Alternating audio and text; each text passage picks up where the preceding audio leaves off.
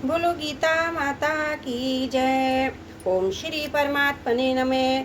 श्रीमद् भगवद गीता द्वितीय अध्याय 98वां श्लोक। यदा सहर्ते चायं कुर्मोऽङ्गानि सर्वशः इंद्रियार्थाभ्यास तस्य प्रज्ञा प्रतिष्ठिता। और कछुआ सब ओर से अपने अंगों को जैसे समेट लेता है, वैसे ही जब यह पुरुष इंद्रियों के विषयों से इंद्रियों को सब प्रकार से हटा लेता है, तब उसकी बुद्धि स्थिर है, ऐसा समझना चाहिए। यदा सहर्ते प्रज्ञा प्रतिष्ठिता। यहाँ कछुए का दृष्टांत देने का तात्पर्य है, जैसे कछुआ चलता है तो उसके 6 अंग दिखते हैं, 4 पैर, 1 पूंछ और 1 मस्तक। परंतु जब वह अपने अंगों को छिपा लेता है, तब केवल उसकी पीठ ही दिखाई देती है। ऐसे ही स्थित प्रज्ञ 5 इंद्रियां, 1 मन, इन 6 को अपने विषय से हटा लेना। अगर इसका इंद्रियां आदि के साथ किंचित मात्र भी मानसिक संबंध बना रहता है तो स्थित प्रज्ञ नहीं होता। यहाँ सहर्ते क्रिया देने का मतलब हुआ, वह स्थित प्रज्ञ विषयों से इंद्रियों का उपसंहार कर लेता है, अर्थात वह मन से भी विषयों का चिंतन नहीं करता। इस श्लोक में यदापद तो दिया है पर तदापद नहीं दिया। यद्यपि यथ दो निर्नित्य संबंध है के अनुसार यदा आता है तदा का अध्याय लिया जाता है। यदा पद के अंतर्गत तदा पद आ जाता है और तदा पद का प्रयोग न करने से एक गहरा तात्पर्य है कि इंद्रियां अपने अपने विषयों से सर्वदा हट जाने से स्वतः सिद्ध तत्व का तो जो अनुभव होता है वह काल के अधीन, काल की सीमा में नहीं है, कारण कि वह अनुभव किसी क्रिया अथवा त्याग का फल नहीं है। ये अनुभव उत्पन्न होने वाली वस्तु नहीं है। अतः यहाँ कालवाचक तदापद देने की जरूरत नहीं है। इसकी जरूरत तो वहाँ होती है जहाँ कोई वस्तु किसी वस्तु के अधीन होती है। जैसे आकाश में सूर्य रहने पर भी आंखें बंद कर लेने से सूर्य नहीं दिखता, आंखें खोलते ही सूर्य दिख जाता है। तो यहाँ सूर्य और आंखों में कार्य कारण का संबंध नहीं है, अर्थात आंखें खुलने से सूर्य पैदा नहीं हुआ है, सूर्य तो पहले से ज्यों का त्यों ही है। आंखें बंद करने से पहले भी सूर्य वैसा ही है, आंखें बंद करने पर भी सूर्य वैसा ही है, केवल आंखें बंद करने से हमें उसका अनुभव नहीं हुआ था। ऐसे ही यहाँ इंद्रियों को विषयों से हटाने से स्वतः सिद्ध परमात्म तत्व का जो अनुभव हुआ है वह अनुभव मन सहित इंद्रियों का विषय नहीं है। तात्पर्य कि वह स्वतः सिद्ध तत्व भोगों विषयों के साथ संबंध रखते हुए भोगों को भोगते हुए भी वैसा ही है, परंतु भोगों के साथ संबंध रूप पर्दा रहने से उसका अनुभव नहीं होता है। ये पर्दा हटते ही उसका अनुभव हो जाता है। त्रुटियों के लिए क्षमा चाहती हूँ। 58वां श्लोक समाप्त। विषया विनिवर्तन्ते निराहारस्य देहिनः रजवर्ष रसोऽप्यस परं दृष्ट्वा निवर्तते। विषया विनिर्वन्ते निहारस्य देहिनः रसवर्जम। मनुष्य निराहार 2 तरह से होता है, अपनी इच्छा से भोजन का त्याग कर देना तथा बीमारी आने से भोजन का त्याग हो जाना। संपूर्ण विषयों का त्याग करके एकांत में बैठना, अर्थात इंद्रियों को विषयों से हटा लेना। यहाँ इंद्रियों को विषयों से हटाने वाले संबंध के लिए ही साधक को निराहार पद आया है। रोगी के मन में ये रहता है कि मैं क्या करूं, शरीर में पदार्थों का सेवन करने की सामर्थ्य नहीं है, इसमें मेरी परवशता है, परंतु जब मैं ठीक हो जाऊंगा, शरीर में शक्ति आ जाएगी, तब मैं पदार्थों का सेवन करूंगा। इस तरह उसके भीतर रस बुद्धि रहती है। ऐसे ही इंद्रियों को विषयों से हटाने पर विषय तो निवृत्त हो जाते हैं, पर साधक के भीतर विषय में जो रस बुद्धि सुख बुद्धि है वह जल्दी निवृत्त नहीं होती है।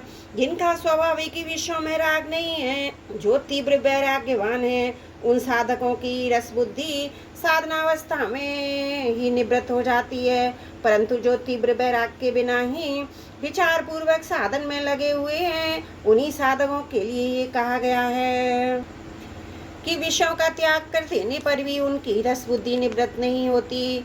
रसोप्यस्य परम दृष्ट्वा निवर्तते। इस स्थित प्रज्ञ की रस बुद्धि परमात्मा अनुभव हो जाने पर निवृत्त हो जाती है। रस बुद्धि निवृत्त होने से वह स्थित प्रज्ञ हो ही जाता है। ये नियम नहीं है, परंतु स्थित प्रज्ञ होने से रस बुद्धि नहीं रहती है, नियम है। रसोप्यस्य पद से तात्पर्य निकलता है। रस बुद्धि साधक की अहमता में अर्थात मैंपन में रहती है। यही रस बुद्धि स्थूल रूप से राग रूप धारण कर लेती है। अतः साधक को चाहिए वह अपनी अहंता से ही इसको निकाल दे। मैं तो निष्काम हूँ, राग करना कामना करना मेरा काम नहीं है। इस प्रकार निष्काम भाव आ जाने से अथवा निष्काम होने से उद्देश्य से रस बुद्धि नहीं रहती है। परमात्म तत्व का अनुभव होने से रस की सर्वदा निवृत्ति हो जाती है। परिशिष्ट भाग भोगों की सत्ता महत्ता मानने से अंतकरण में भोगों के प्रति एक सूक्ष्म खिंचाव प्रियता मिठास पैदा होती है, उसका नाम रस है। किसी लोभी व्यक्ति को रुपए मिल जाए और कामी व्यक्ति को स्त्री मिल जाए तो भीतर ही भीतर एक खुशी आती है, यही रस है। भोग भोगने के बाद मनुष्य कहता है बड़ा मजा आया, यह उस रस की स्मृति है। ये रस अहम में रहता है, इसी रस का स्थूल रूप राग सुखा सकती है। जब तक संयोग जन्य सुख में रस बुद्धि रहती है तब तक प्रकृति और उसके कार्य क्रिया पदार्थ व्यक्ति की पराधीनता रहती है। रस बुद्धि निवृत्त होने पर पराधीनता सर्वदा मिट जाती है। भोगों के सुख की परवशता नहीं रहती, भीतर से भोगों की गुलामी नहीं रहती। जब तक अंतकरण में किंचन मात्र भी भोगों की सत्ता महत्ता रहती है, भोगों में रस बुद्धि रहती है, तब तक परमात्मा का अलौकिक रस प्रकट नहीं होता। परमात्मा के अलौकिक रस की तो बात ही क्या, परमात्मा की प्राप्ति करनी है यह निश्चय भी नहीं होता। निवृत्त हो जाती है कि जब संसार से अपनी भिन्नता अथवा परमात्मा में अपनी अभिन्नता का अनुभव हो जाता है तब नाशवान रस की निवृत्ति हो जाती है। नाशवान रस की निवृत्ति होने पर अविनाशी अखंड रस की जागृति हो जाती है। तत्वबोध होने पर जो रस सर्वदा निवृत्त हो ही जाता है, पर तत्वबोध होने से पहले भी उसकी उपेक्षाओं से, विचारों से, सत्संग से, संत कृपा से रस निवृत्त हो सकता है। जिनकी रस बुद्धि निवृत्त हो चुकी है ऐसे तत्वज्ञ महापुरुष के संग से भी रस निवृत्त हो सकता है।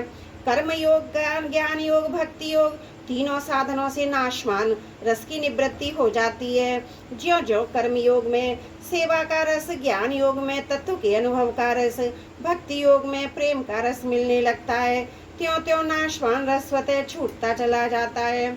जैसे बचपन में खिलौनों में रस मिलता था, पर बड़े होने पर जब रुपयों में रस मिलने लगता है तब खिलौने का रस स्वतः छूट जाता है। ऐसे ही साधन का रस मिलने पर भोगों का रस स्वतः छूट जाता है। रस बुद्धि के रहते हुए जब भोगों की प्राप्ति होती है तब मनुष्य का चित्त पिघल जाता है तथा भोगों के वशीभूत हो जाता है।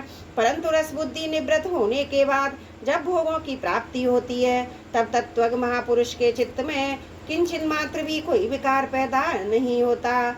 उसके भीतर कोई ऐसी वृत्ति पैदा नहीं होती जिससे भोग उसको अपनी ओर खींच सकें।